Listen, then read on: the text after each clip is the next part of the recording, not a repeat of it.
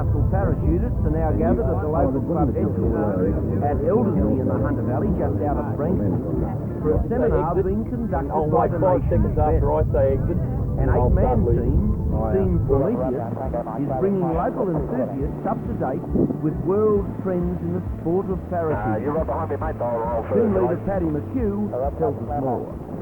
The team's been together now for 5 years. We've competed in all the Australian championships in the last 5 years. We've won every championship. We've competed in 2 world competitions, and we've come third both times in the competitions. What the idea is to pass on the ideas, the latest ideas and the latest trends in parachuting. So all the people that are a little bit unfortunate and can't get away to the world competitions come here and learn all the... Sure, and I believe by looking here that they rehearse things on the ground. Yes, what we do is we have set down a plan of what we're going to do in the jump. They then rehearse it on the ground, go through all the points that could be valuable in the jump itself. They put their gear on and they practice getting out of the aeroplane. They go and do the jump then with an instructor and with an air-to-air cameraman. Each load has an air-to-air cameraman. Then when they get down on the ground, they pack, they debrief the jump, then they go in and they sit in front of the monitors and they watch their jump on free fall, and the instructor says, well, you did this wrong, you could have done that better, otherwise it was a good jump, sort of thing. It's a very good setup. It is. It's one of the best. It's the best seminar I think Australia's had yet, and hopefully we can keep doing it. And you have some fun jumping out of the planes up there too. Yes. We'll hope to do one where we have all the planes in formation, and we'll see how many people we can get in the air. Got all but the last trip, and there we go.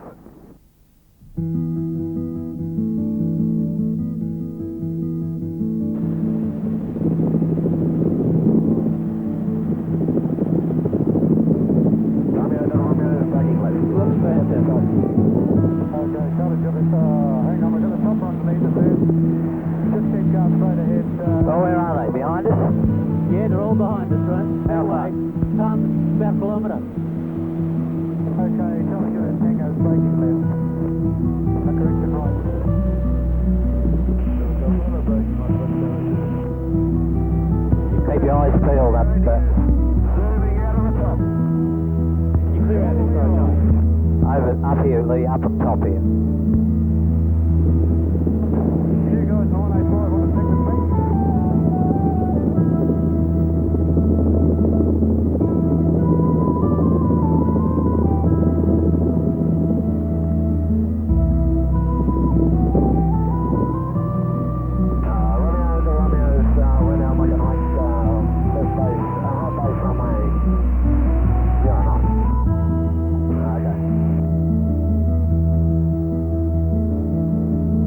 Keep your eyes peeled above, Lee. Looks good. John McCall, Flamer, where are you, please? Behind the 2185, so...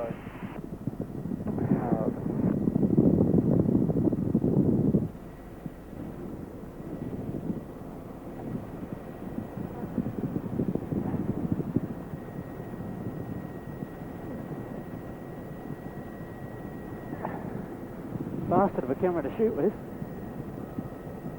This vehicle does lead, nothing up there, is there? I'm not behind the back.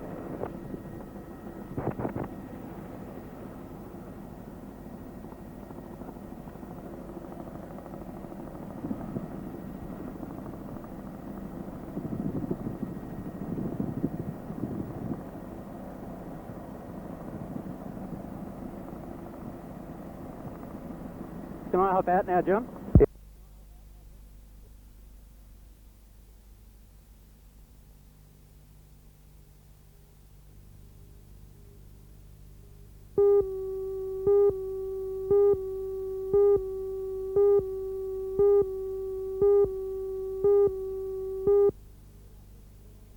We like the experience. It gives our younger players a good chance at good competition, plus our older ones. And we like to see different places, get around a bit. Obviously the interstate competition must make you a better side when you come home for the local competition. Well, we're hoping so. We've only got a reasonably new team. We're trying to build it up with younger players, with our older ones, and that's what we're hoping when we come back, that we will benefit by the trip. Yes, well, you certainly deserve to come back a better side because you've put a lot of work into making this trip, fundraising-wise. Yeah, we've raised around 5,000. We've done that in approximately 2 months. So so we're really pleased with our efforts there. Plus we've had sponsorship this year from the Government Insurance Office, which has helped us, and different functions, movie premieres, raffles, whatever.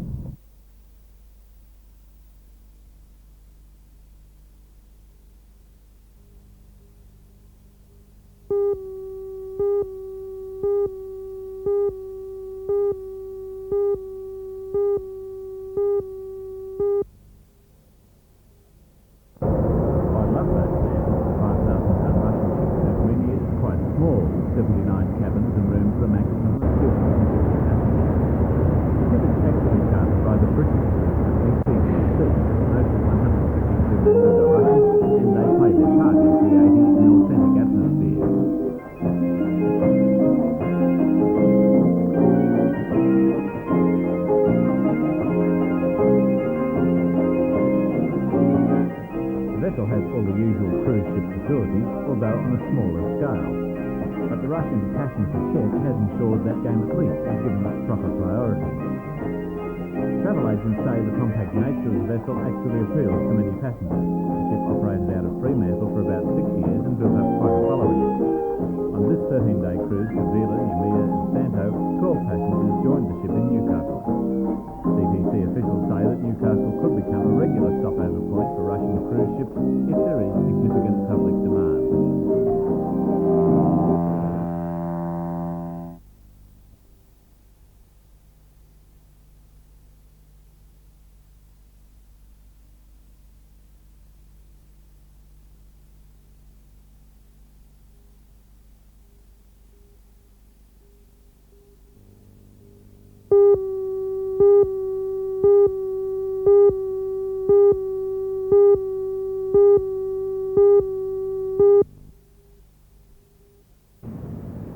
The day will start, as always, with the dawn service in Civic Park. Veterans attending that service will assemble at the corner of Hunter and Burwood Streets at 5:05 tomorrow morning. From there they will march to the cenotaph in the park to hear the last toast and lay reed. The major service will also be held in Civic Park after a march from the corner of Bolton and Hunter Streets at 9:15 a.m. The Anzac Day Committee is expecting a strong turnout of ex-servicemen for the march, which will be led by a handful of Gallipoli veterans riding in taxis. At 8:15, there will also be a wreath-laying ceremony at the cenotaph outside Newcastle Post Office. Representatives of the three armed forces will honour the dead, as will the captain of the HMAS Whyalla.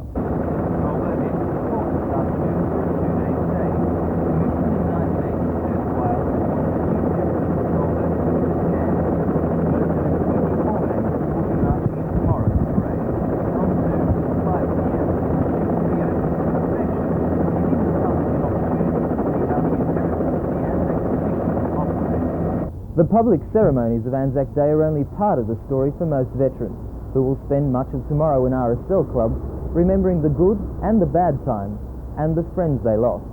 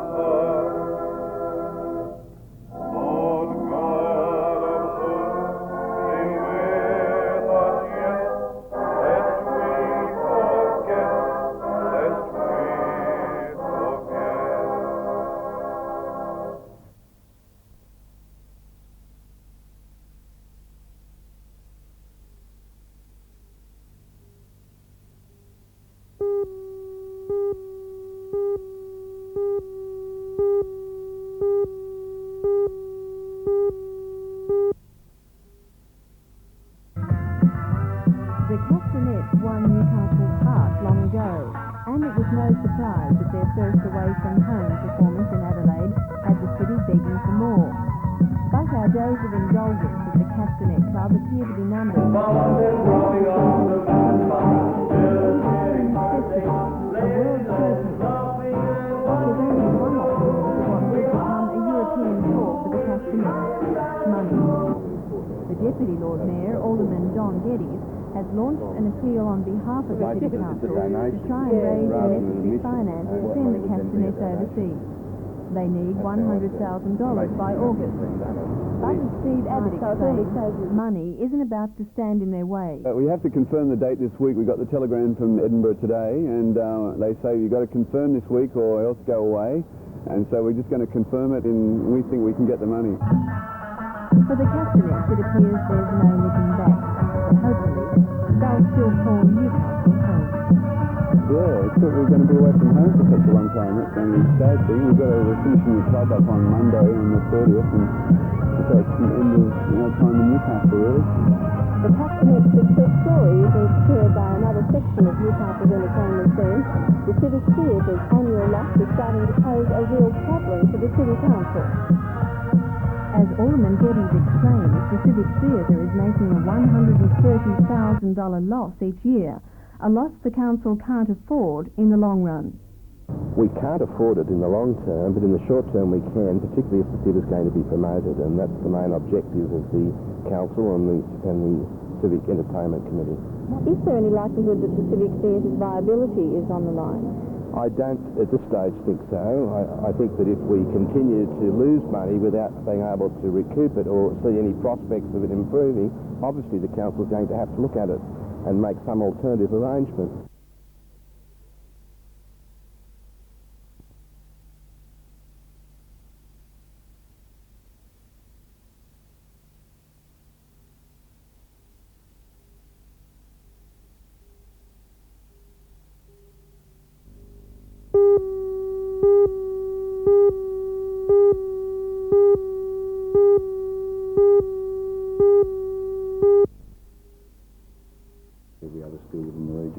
Mr. Stan nearly inspected the school following a request from the headmaster, Mr. Jerry Walsh, and the teachers.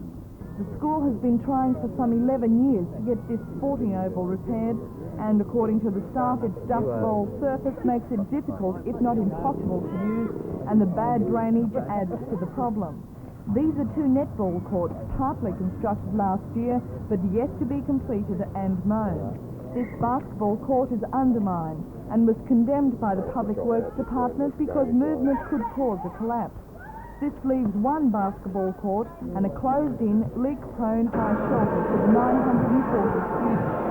Teacher Mr. Barry. Well, we believe that priorities are, first of all, the provision or the offer of a multi-purpose centre at the school, which will provide us with facilities that will bring us up to the standard of many other schools in the region. We believe that the oval, which is undersized, needs to be brought to full size, grassed, top-dressed, and a reasonable home playing area provided at the school. And of course the other areas you've seen, repairs to the basketball courts and provision of the netball courts as promised last year. Mr. Neely says he is sympathetic, but how confident is he that something will be done? The confidence as far as something being done in the immediate future is dimmed by the fact that revenues don't become available except by annual budget. There is no budget surplus available during the current financial period to afford relief. The teachers here have already held a stop work meeting about the conditions here, and they say they're willing to take further action unless something's done. A public meeting is going to be held on Wednesday night to try and improve the facilities here at Glendale High.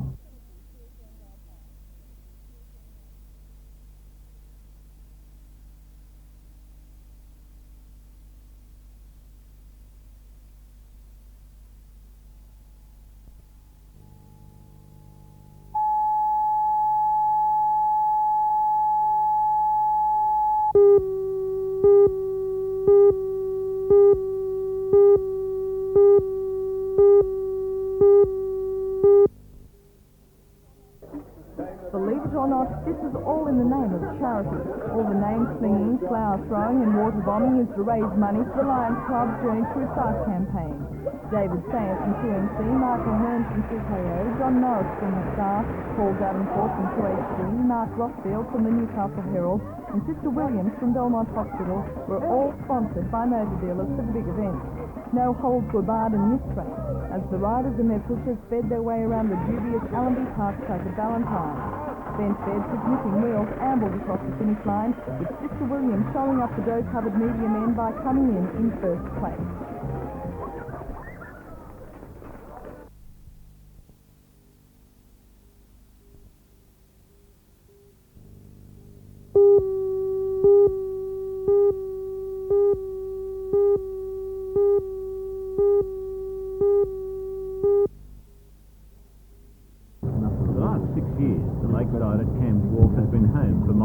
Greg Harmon and his wife. For a long time yet, unless they just have crews coming along. They need it, and then the contractors came in and did it. 4-year-old boy have never lived anywhere else.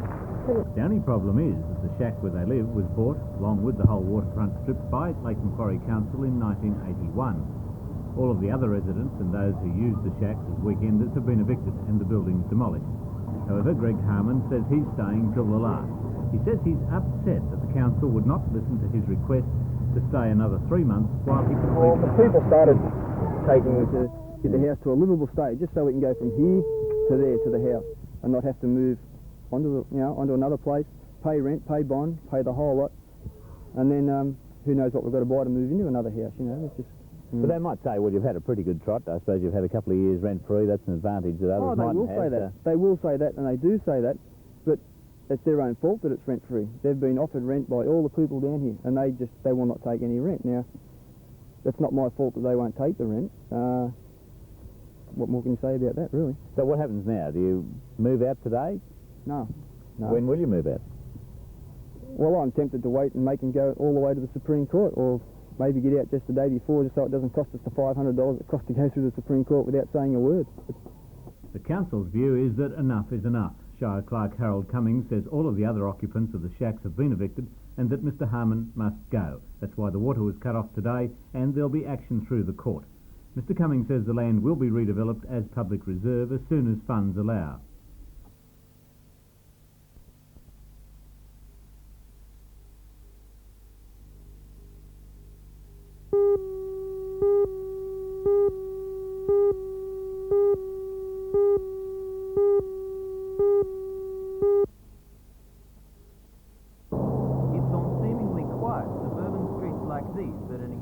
Number of children have been molested or abducted.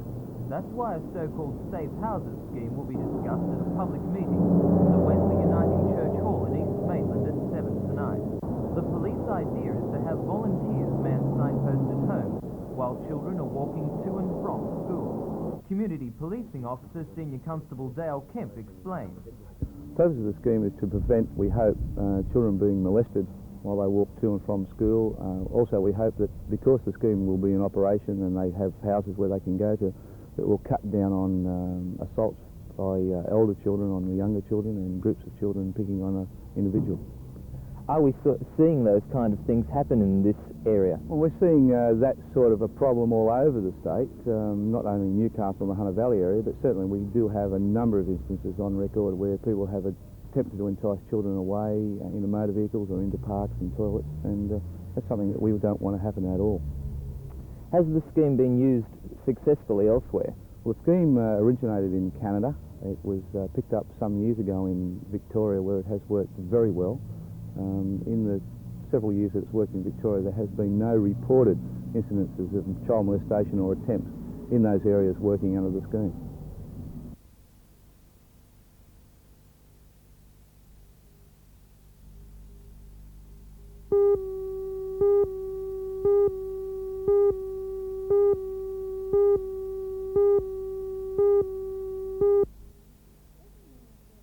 Every now and then an unexpected gem pops up on the Newcastle theatrical scene, and She Stoops to Conquer is one such gem. Under the inventive direction of William Ford, YPT has tackled a most difficult and rewarding play and has scored a notable success. This 18th century comedy of manners has a very convoluted and extremely funny plot concerning sundry romances, and it requires wit, pace and style to be agreeable.